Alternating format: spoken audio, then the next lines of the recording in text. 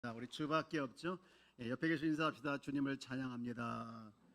예, 그래 지금 골로새 말씀을 읽고 있는데요.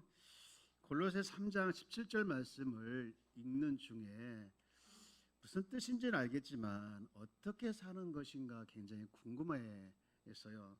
이 3장 17절 말씀이 이런 말씀이잖아요.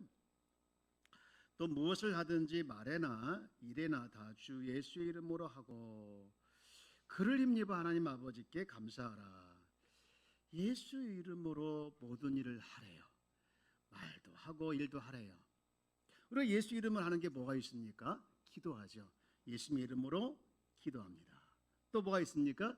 예수 이름으로 귀신을 쫓아내잖아요. 금요일 새벽에 이제 새벽기도 오려고 눈을 떴는데 순간 불안한 마음이 드는 거예요. 그런 말 있잖아요. 불길한 예감은 틀리지 않는다. 마찬가지로 이 불안한 마음도 무슨 꼭 안 좋은 일 같이 일어날 것 같은 생각이 드는 거예요. 그래서 즉시 예수 이름으로 불안한 마음을 주는 마귀에 떠나라 이렇게 선포했어요. 그들의 마음이 편안했어요. 그리고 아무 일도 일어나지 않았습니다. 여러분, 우리가 안 좋은 일이 일어나는 거, 그래서 나중에 후회를 하지 말고 불안하고 두려운 마음이 들 때에 이것은 마귀가 나를 죽이고 멸망시키려는 것이구나. 그래서 내 생각을 집어넣고 내 마음에 이제 그런 마음을 주는구나. 그렇게 생각하시고요. 예수 이름으로 두려움과 불안한 마음을 쫓아내시길 축복합니다. 그럴 때 마음의 평강이 찾아오고 후회하는 일이 없어요. 여러분, 그때마다 우리가 예수 이름을 쫓아내는 거, 그리고 또 언제 우리가 예수 이름으로 이렇게 말을 하거나 일을 해야 합니까? 생각이 안 나는 거예요. 근데 그 말씀을 쭉 묵상하는 중에 후반부에 그를 힘입어라는 것에 제가 힌트를 얻었어요. 그러니까 일상생활에서 그를 힘입어 살아가는 거예요. 즉 그리스도를 내 중심에 두어서 내 안에 계신 그분을 중심으로 살아가는 것이 무슨 일을 하든지 무슨 말을 하든지 예수 이름을 하는 거더라고요. 예를 들면 이런 겁니다. 예수라면 어떻게 할까? 이 일에 대해서. 또 예수라면 이때 어떤 말을 할까? 이렇게 말이나 행동에 있어서 그리스도가 중심이 되는 것, 그리스도를 중심으로 살아가는 것, 이것이더라고요. 바울은 지금 골로새 교인들에게 편지를 쓰면서 너희들 그리스도인이잖아. 그리고 그리스도의 생명을 가지고 있는 자잖아. 너희들 새로운 피조물이지? 그러면 그리스도를 중심으로 살아가야 되는 거야 라는 것을 강조하고 있는데요. 근데 거기서 끝나는 것이 아니라 나는 그리스도 중심으로 살아가는데 다른 사람의 관계에서 이 그리스도 중심이 안 되면 안 된다는 거예요. 그것을 오늘 이제 본문에서 얘기하고 있어요. 오늘 이 자리에 나오신 여러분 가운데 관계가 깨어져서 고통 가운데 힘들어하시는 분이 있다면 주님께서 주시는 치유를 통해서 치유받고 또 회복하는 그런 삶이 되어지기를 주의 이름으로 축복합니다. 우리 신앙생활이라는 것은요, 하나님과의 관계만 이제 중요한 것이 아니라 주위의 사람들의 관계에서도 중요해요. 그래서 그것이 드러나야 되는 거예요. 저를 포함해서 여기 있는 모든 분들이 누구와의 관계에서 안 좋기를 원하시는 분은 한 분도 안 계실 거예요. 그런데 오늘 본문에서 보면 어떻게 깨어진 이 관계를 회복할까 본문에서 키를 주시는데요. 그것은 깨어진 인간관계는 예수님 안에서 회복된다는 것이죠. 우리가 새 사람 입으면 된다는 거예요. 새 사람은 예수님이 마음에 거하는 사람이고, 그래서 무슨 일을 하든지 간에 예수님께 하듯이 사람들에게 하기 때문에 깨어진 관계가 회복이 되어지고 치유가 된다는 것이죠. 여러분 23절 말씀을 읽어볼까요? 시작. 무슨 일을 하든지 사람에게 하듯 하지 말고 주님께 하듯이 진심으로 하십시오. 무슨 일을 하든지 사람에게 하듯, 우리가 여기는 많이 합니다. 그러나 이 사람에게 하는 것을 주님께 하듯이, 또 어떤 생각을 할 때 주님께 하듯이, 이게 잘 안 될 때가 많이 있잖아요. 그래서 우리는 누구냐? 24절 보면 후반부에 이렇게 여러분이 섬기는 분은 주 그리스도이십니다 라고 얘기하고 있어요. 여러분 누구를 대하든지 실제로 주님을 섬기는 듯이, 주님이 섬기듯이 내가 직장에서 상사에게 주님께 순종하듯, 또 사업을 할 때 고객을 만날 때에도 주님을 대하듯, 부모가 자녀에게 또 자녀들끼리 모든 인간관계에서 주님을 사랑하듯 주님을 대하듯 대할 때에 인간관계에서 변화가 일어난다는 것이죠.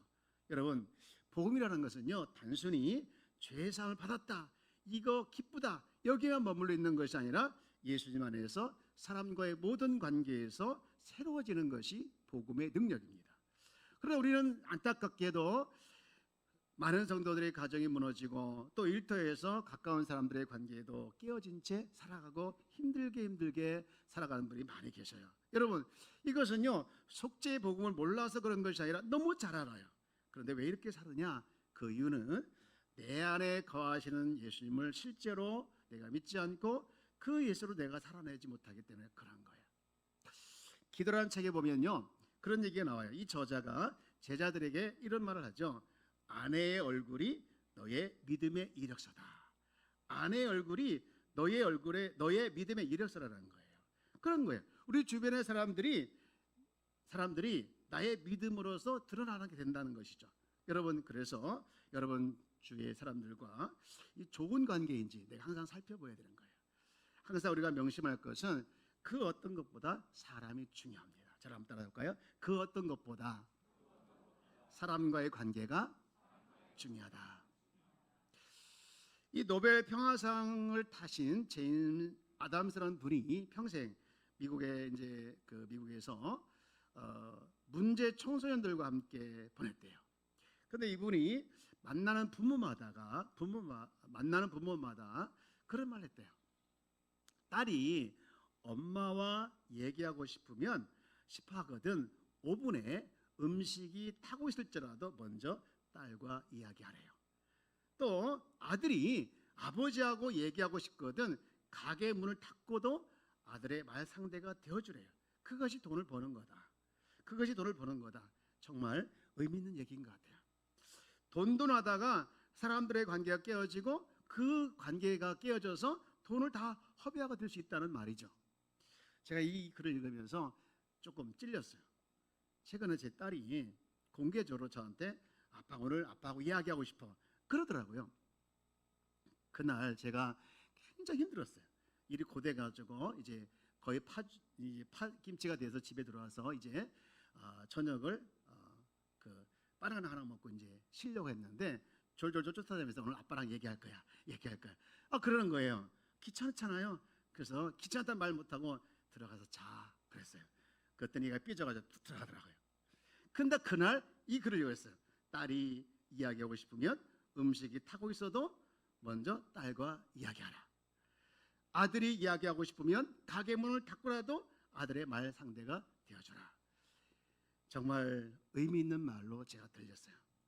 여러분, 정말 무엇보다도 관계가 중요합니다. 오늘 읽은 본문 말씀도 3장 18절부터 4장 1절까지인데 그 이야기를 하고 있는 거예요. 이 관계가 이제 세 부분으로 나눠져 있잖아요. 가정에서 부부 관계, 또 부모와 자녀의 관계, 그리고 일터에서 상사와 직원의 관계. 이렇게 이제 제한적으로 보여지지만 그 사실은요, 가정과 삶의 현장에서 만나는 모든 사람들에게 다 해당되는 말씀이에요. 근데요, 이 말씀을 쭉 묵상하는데 하나님께서 저에게 주시는 메시지가 하나 있더라고요. 그것은 뭐냐? 이 사람들의 관계에서 참 복잡하잖아요. 이런저런 복잡한 이야기가 많이 있는데 그것을 한 그릇에 다 집어넣고 막 휘저은 다음에 그 속에서 꺼냈는데 그 꺼낸 한 글이 하나님께서 주신 메시지인데요. 그 메시지가 뭐냐? 존중하는 삶을 살아라는 거예요. 부부간에, 자녀간에, 일터에서, 인간관계에서 존중하는 삶을 살아라. 주님이 나를 존중해서 내 안에 오신 것처럼, 또 내 안에 계신 주님이 너무 좋아서 존중하는 것처럼 너도 존중하며 살아. 그 얘기를 이 말씀 안에서 하고 있더라고요. 올해 초에 우리 교회에서 이제 우리 제주들과 함께 이제 제주 수련을 갔었어요. 그리고 마지막 날 뭐 했냐면요, 세족식을 했거든요. 문득 그 세족식이 생각이 나는 거예요. 그래서 사진을 한번 제가 추억을 살면서 되돌리면서 한번 볼까요? 이렇게 서로 발을 씻어줬죠. 서로 발을 씻어주면서 너무나도 은혜롭고 정말 귀한 은혜의 시간이었어요.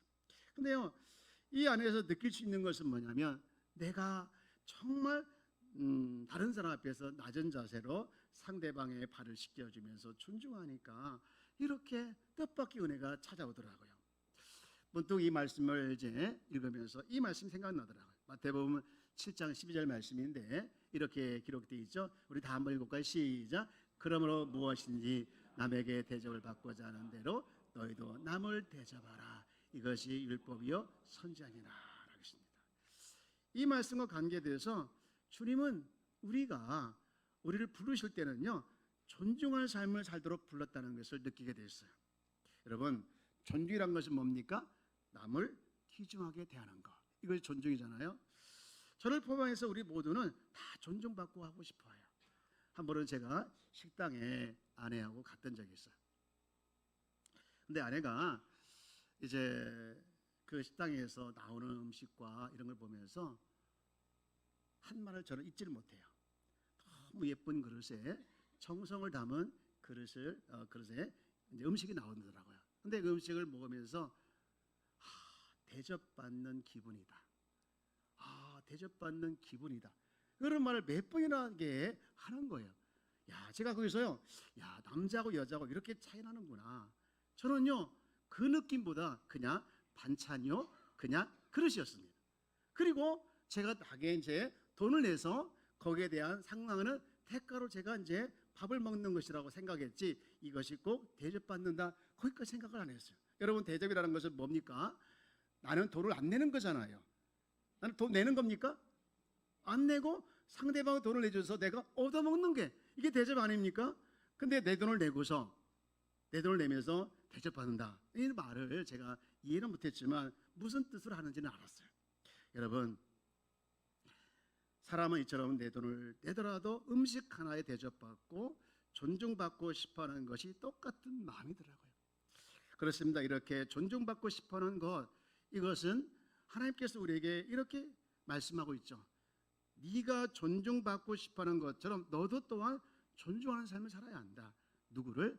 하나님을 존중하고 하나님의 형상을 닮은 그 누군가, 그리스도인들끼리도 또 다른 사람끼리도 존중하라. 이렇게 지금 말씀을 하고 있는 거예요.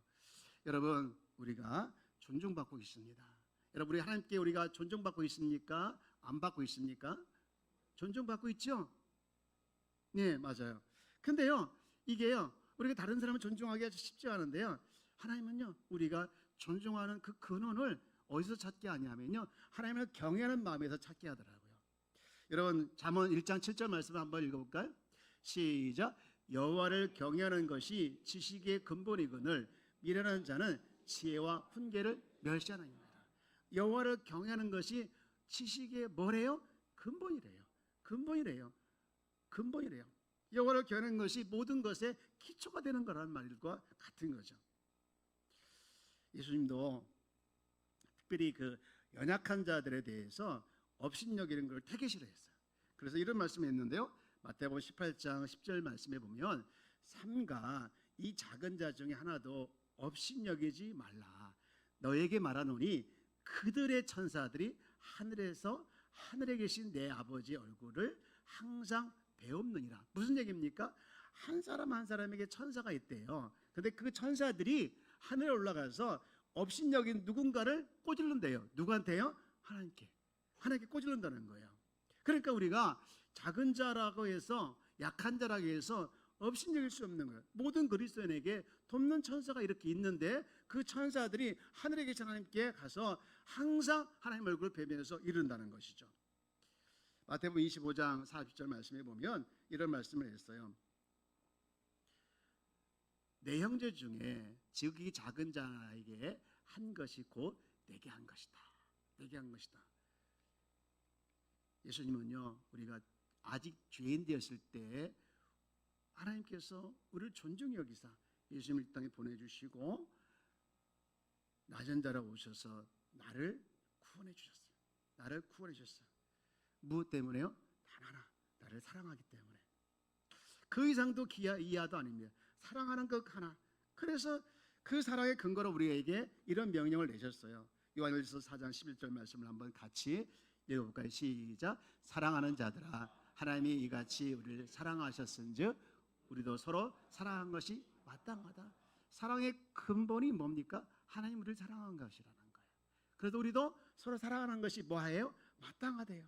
마땅하대요. 당연하대요. 여러분 사랑이 뭡니까? 사랑이 뭐예요? 사랑은 이렇게 말하죠. 고린도전서 13장 사랑장이잖아요. 유명한 말씀에 보면 사랑은 이거래요. 오래 참고 친절한 거. 사랑을 시기지 않고 뽐내지 않고 교만도 하지 않는 거래요.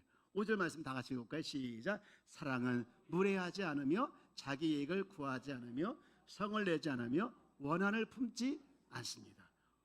성을 내지도 않고 무례히 행치도 않고 원한도 없대요. 이게 뭐라는 거예요? 사랑이라는 거예요. 여러분 우리는 사랑하며 살도록 하나님께서 우리를 사랑해 주셨고 하나님께 사랑하시는 사랑의 작품이 저와 여러분인 줄 믿습니다. 우리 앞에 계신 인사할까요? 우리는 작품입니다. 하나님의 작품이에요. 하나님이 너무너무 사랑하셔서 사랑했더니 우리가 된 거예요. 이것이 우리의 모습인 줄 믿습니다. 그러면 우리가 서로 사랑하면서 또 존중하며 살라고 했는데 왜 그렇게 우리를 사랑하면서 존중하며 살라고 하셨을까? 알고 보니까요, 다 저와 여러분을 위해서라는 거예요. 제가 성경을 읽으면서 매번 느끼는 것이 하나 있는데 그것은 성경 전체의 이야기는 다 누구를 향하고 있느냐? 나를 향하고 있더라고요. 나를 향하고 있더라고요. 모두 인류이지만 결국은 들어가고 보면 나를 향해요. 나를 사랑하고 나를 축복하고 나를 행복하기 위해서 성경은 계속해서 말씀하고 있더라고요. 여러분 그러면 우리를 축복하는데 뭘 축복하느냐? 우리가 존중하는 삶을 살 때 여러분 하나님은요 때가 되면 높여주시더라고요. 여러분 이게 얼마나 큰 축복입니까? 높여주시는 축복. 우리가 하나님과 사랑 앞에서 자신을 낮출 때 이게요 낮아지는 것이 아니라 겸손한 모습인데 겸손한 모습을 통해서 하나님은 기뻐하시고 그리고 우리를 때가 되면 높여주시는 거예요. 성경 한번 볼까요? 베드로전서 5장 5절 말씀에 보면 이런 말씀이 있죠. 다 같이 한번 읽고요. 시작. 젊은 자들아 이와 같이 장로들에게 순종하고 다 서로 겸손으로 허리를 동이라. 하나님은 교만한 자를 대적하시되 겸손한 자들에게 은혜를 주신대요. 교만한 자는 미워하지만 겸손한 자는 은혜를 주신대요. 6절 시작. 그러므로 하나님 능하신 손 아래에서 겸손하라. 때가 되면 너희를 높이시리라. 아멘. 교만한 자는 또 거만한 자는 하나님께서 싫어하지만 겸손한 자에게는요 주시는 축복이 있는데 그것이 은혜고 그리고 때가 되면 높여주는 은혜가 있다는 거예요. 그런데 우리는요 겸손보다 뭔가를 좀 드러내고 싶고 자랑하고 싶고 그러고 싶은 것이 우리의 마음이더라고요. 없는데 있는 척하고 싶고 뭔가 이렇게 뻥을 늘여내면서 막 우리를 막 그냥 사람들한테 나타내고 싶은 것이 우리의 솔직한 모습이에요. 저도 그게 있어요. 많이 있어요. 근데 하나님이 싫어하더라고요. 그런데 겸손한 자에게는요 겸손한 자에게 하나님께서 은혜를 주시는데요 때가 되면 높여주는 은혜가 있다는 것이죠. 여러분 때가 되면 하나님께서 우리를 높여주시는 그 은혜와 축복을 다 누리기를 주의 여러분 축복합니다. 그런데요 이 존중하지 못할 때 하나님께서는요 어떻게 하시냐? 축복의 걸림돌이 되더라고요. 사무엘상 2장 30절 말씀에 보면 이런 말씀이 있죠. 끝에 보면 둘째 줄 끝에 보면 나를 존중히 여기는 자를 내가 존중히 여기고 나를 멸시하는 자를 내가 경멸하리라. 네. 하나님이 여기 나가 누굽니까? 하나님이잖아요. 이게 언제 한 말이냐면요. 엘리 제사장 집에서 엘리 제사장 아들들이 제사를 멸시했을 때 예배를 멸시했을 때 이 말을 하신 거예요. 결국은요 사장에 가면 그 집안이 쫄딱 망해요. 다 죽어요. 얼마나 힘든 불행한 일을 겪습니까? 이 말씀 보면서 저는 무슨 생각했냐면 부모 세대가 자녀들에게 다른 어떤 것보다는 이 예배 드리는 것을 절대로 양보하면 안 된다. 예배에 중요한 것을 잘 가르치고 어떤 상황에서도 예배 드릴 수 있도록 기도해주고 격려해주고 그래서 예배 드리는 일을 우리 자녀들이 해야 된다. 그런 것을 계속해서 해야 돼. 그것이 축복의 일이고요. 또 반대로 부모님들이 하나님 앞에 예배 드리는 거 이거 소홀히 해서 안 된다는 것이죠. 내가 하나님 앞에 바로 예배 드리지 못하면서 자녀들에게 너 예배 잘 드려야 된다? 이거 안 맞는 말이잖아요. 안 맞는 말이잖아요. 여러분, 우리가 예배에 드는 거 너무나 소중하게 여기는 것은 곧 그 예배를 받으시는 하나님을 소중히 여기는 것이고 하나님을 존중히 여기는 거라고 말씀하고 있는 거예요. 여러분, 우리가 하나님을 존중히 여긴다면 예배 시간 늦을 수 없지요. 하나님을 존중히 여긴다면 예배 시간에 다른 짓 할 수가 없는 거잖아. 이 시간 예배를 받으시는데, 이 시간 예배를 하나님께서 보시고 계시는데 우리가 어떻게 할 수가 있냐 이거죠. 여러분, 특별히 성령님은 우리에게 이런 말씀이 있죠. 에베소 4장 30절 말씀에 보면 하나님의 성령을 근심하게 하지 말라 했습니다. 이 말씀을 평생 붙들고 하기를 주의 이름으로 축복합니다. 근데요, 우리가 하나님을 이렇게 존중하지 못하고 또 사람들에 대해서 존중하지 못할 때 결정적으로요, 이 전도의 문이 막히더라고요. 저는 금요일에도 말씀을 드렸던 어떤 사람인데요, 이 군목이 목사님이 이제 장교를 전도하려고 했어요. 전도했는데 이분이 나는 절대로 교회 안 가겠다고. 왜 그러냐 했더니 사연이 있더라고요. 그 사연이 뭐냐, 자기가 대학을 다닐 때 하숙을 했는데요, 그 하숙집 주인이 얼마나 신실했든지 너무나도 그 신실한 모습이 보기가 좋아서 교회를 따라가게 된 거예요. 따라가게 됐는데요, 다니다 보니까 이분이 하숙집 주인이 하는 행동이 이해가 안 되는 게 하나 있었어요. 뭐냐면요, 자기네 교회 집사를 그렇게 험담을 하더라는 거예요. 그렇게 험담을 하더라는 거예요. 근데 나중에 알고 보니까 이 하숙집 주인하고 그 험담하는 집사님하고 같은 일을 하는 거예요.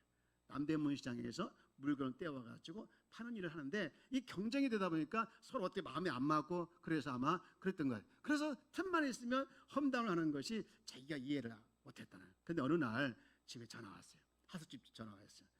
얼마나 목소리로 크게 전화를 받는지 자기는 진짜 듣고 싶지 않았대요. 근데 틀렸어요. 뭐라고? 김 지사가 경찰서에 잡혀갔다고? 진짜? 진짜야? 할렐루야! 그러더라는 거예요.